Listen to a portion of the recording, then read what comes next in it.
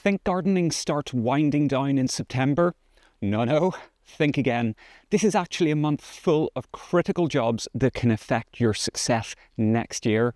I've been gardening for years, and even now I catch myself making the same mistakes over and over. So in this video, I'm sharing my 3 September gardening mistakes that you're gonna want to avoid, and most importantly, what to do instead so that you're not caught out when spring arrives.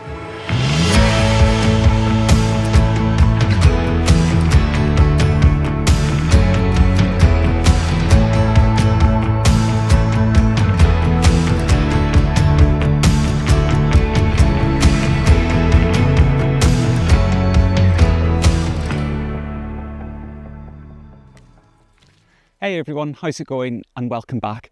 September might feel like a quiet pause between summer and the autumn, but trust me, there is plenty to get right and most importantly wrong this month. And I've made all of these mistakes myself. So whether you're a beginner gardener or experienced with years of growing prowess, let's talk mistakes. The first big mistake that I think gardeners often make right now in September, well, it's thinking that it's too late to sow seeds, especially gorgeous flowers like these. There's this common belief that flower seed sowing is something that we leave behind in spring, and in a way, that does make sense for many tender annuals, plants that are going to grow, flower, set seed and die in the same year. But if you're only sowing in the spring, you are missing a major opportunity, because early autumn, right now, is the perfect time to get hardy annuals like these sown. That's plants like gorgeous orange calendula, cornflowers, honeywort or Cerinthy major, or even nigella, which you might know as love in the mist. Hardy annuals are just that. They're hardy, they're tough plants that can withstand winter weather, or at least the winter weather that we get here in a temperate climate like Ireland. The rain, the wind, the cold, the low light levels, all of it. If you sow them now, while the soil is nice and still warm and the days have a little bit of length and warmth in them as well, they're going to germinate really quickly, establish strong roots, and then sit quietly through the cold months, slowly going stronger. And then by spring, you've got lovely, sturdy, well-established plants ready to go straight into the ground and get going. So rather than fussing over tiny little delicate seedlings in April, you can just be planting out robust, resilient young plants that are going to flower weeks and weeks earlier than the spring sown ones. Autumn sown hardy annuals are often miles ahead, so you're going to get loads of blooms, earlier blooms, but as well as that, it lightens your workload. You're not trying to sow, prick out, pot on and plant everything at once. And let's not forget the savings. Growing seed now means that you're going to need fewer bedding plants later, and that's a win not only for your garden, but for your wallet. You can sow hardy annuals directly, either into the soil in prepared beds, or if you've got a harsher climate or you're growing slightly more of the tender hardy annuals, sow them into pots and overwinter them in a cold frame, an unheated greenhouse, or even a bright porch. The biggest hurdle is simply remembering to do it and then doing it. I know that I used to assume that seed sowing was completely done by late summer, but get this one right and you're going to be giving yourself a massive head start for next spring. So don't stop sowing just yet. This is the time to get smart and get ahead. But what do you think? Do you agree with me? Leave a comment down below and let me know.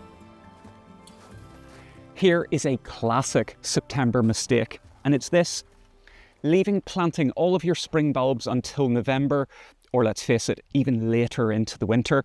Come on, tell the truth, we've all done it. I know I have. You know those boxes of unplanted bulbs lurking in the back of your shed and at the back of your mind? Now, to be fair, there is good reason to delay some bulb planting. Tulips in particular do benefit from a nice late planting because it helps to reduce the risk of virus tulip fire. But the mistake comes when we treat all of the bulbs exactly the same and push everything to the last minute. And what that does is it creates one giant, overwhelming job right when the days are short, the weather isn't great, and neither is our motivation. In reality, different bulbs need different planting timings, and some actually prefer to be planted now in September. Alliums, wood anemones, Camasias, they all benefit from a nice early planting while the soil is still warm. It helps them root well and get off to a strong start next year. However, daffodils and narcissus, they can go in from late September through into October, and then tulips follow going into the soil in November. By staggering your bulb planting across the season, you can make it more manageable and, most importantly, not overwhelming, and you can avoid leaving boxes of unplanted bulbs. But another bonus of getting ahead, better selection. If you wait until November to shop, you'll find that the shelves have been picked over and cleared, the very best varieties gone. Shopping early means that you're going to get exactly what you want, not just what's left. I've definitely made the mistake of leaving this job way too late. And then when that big crate of bulbs arrives, it's exciting until you realise that it's a couple of hundred bulbs. The forecast is rain all week. The ground is cold and claggy, and suddenly what should be a really joyful, exciting task is just a slog. So what's the fix? Start with a plan. Browse now, order early, and plant in stages. Use the websites or the packaging on the bulbs to guide you to make a plan of what to plant and when. Even just doing one small batch now and then helps to spread that load out. Don't leave it all to future you. September is the perfect time to get organised and get planting. And while you're at it, think beyond spring flowering bulbs. Think of other things like onions and garlic. You'll know that I've partnered with Moasure for a while now, and that I don't generally partner with that many brands. So when I do, it's because I genuinely believe in the product and I think that it's worth sharing with you. This little device, the Moasure 2 Pro, is one of the best bits of kit that I keep coming back to in my garden, and I've been using it all over the place over the last year so that I can really understand my garden quickly, easily and accurately. Unlike traditional tape measures, Moasure uses motion sensors to measure distance, calculate area, and even map the topography of the land simply by walking around. But here's the thing, the real power isn't just in the device, it's in the Moasure app. And recently, Moasure have made it even better with some brand new features. Let me show you two of my favourites. First up, annotations. This new feature lets you add custom text directly onto your measurement canvas. It seems like a simple thing, but it is honestly so useful. Let's take my own garden plan for the wraparound planting that I'm working on. I've measured so much, but it's essential that I understand what areas and items relate to one another. So, say I've measured the area that goes around the lawn, but I need to mark out where the house is. Well, all I need to do then is simply go into the edit menu, click annotate and type in what I need. The text goes on, I can resize it, I can move it around, and it's fixed in position, so even if I rotate the whole drawing, the annotation remains the same and it flips around to keep it reasonable all the time. Honestly, such a good feature. The second feature is voice labeling.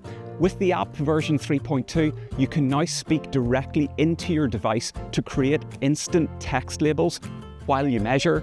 Just tap the microphone icon when you're stationary, speak out what you need to for your label, and it's automatically attached to that point. Then, as soon as you move again, it stops recording, keeping everything flowing nice and smoothly. Completely hands-free, really handy, and for me it makes staying organised so much easier because you can make labels with important points right in that moment when you think of it, so less having to go back later trying to remember what labels you need to add and why and where. Over the coming months, I'm going to share with you more new features that Moasure are building into their app. And to get your own Moasure 2 Pro, use the link below and don't forget my discount code X8Niall at checkout. Let's talk about garden cleanup and the big mistake of waiting too long to get that cleanup started. There's that really well-worn phrase, putting your garden to bed, which, let's face it, a lot of us now simply do not do. But look, I'm not going to tell you to strip your garden bare now. I am a big fan of leaving seed heads for birds, stems for overwintering insects, like this. I just love leaving these big fennel stems with their seed heads all the way through the winter. They look incredible when they're frosted, but the mistake is leaving everything, especially when there are jobs that really do just need doing. Some plants, as they collapse, well, they can actually smother other plants underneath them, which can lead to rot or fungal issues. At the same time, other places just become a hiding place for pests and diseases that you don't want overwintering. And let's be honest, a garden that if you just left it completely overrun through the winter with dead material, well, that can start to feel more like an eyesore than a restful place to enjoy. I've been there myself for more years than I'd like to admit. I've left the cutback just way too late and then found myself doing this enormous, joyless job just when I should be planting bulbs or mulching beds. You end up exhausted and then those jobs don't get done. So a hit of radical honesty. Here is what this garden looked like a couple of winters ago when exactly that happened. Yep, say no more. So instead, start now, just little and often.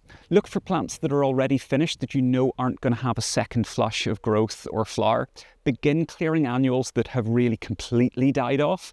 Tidy up areas that are starting to look really rough. Leave what's still offering structure though, and things that are going to be of value to wildlife and harvests. But also make a plan to phase in the rest of the clear up gradually. If you've got a bigger garden like I do, this approach really is essential. One massive clear out job isn't just exhausting, it's going to push all of the other autumn jobs back and then you're going to fall behind. So don't think of this as starting to put the garden to bed. Think of it as just a little bit of gentle preparation. Create space, reduce pest pressure and set yourself up for what is hopefully going to be a calmer and more manageable autumn. Start now, stay ahead, and you're going to thank yourself later. Before you head off, there's a video on screen right now that's going to be perfect for this time of year. So if you're planning your next steps in the garden, whether it's sowing, planting, pruning, or if you're just looking to get inspired, it's going to help you make the most of the season ahead. So go on, give it a watch. And until next time, see you later.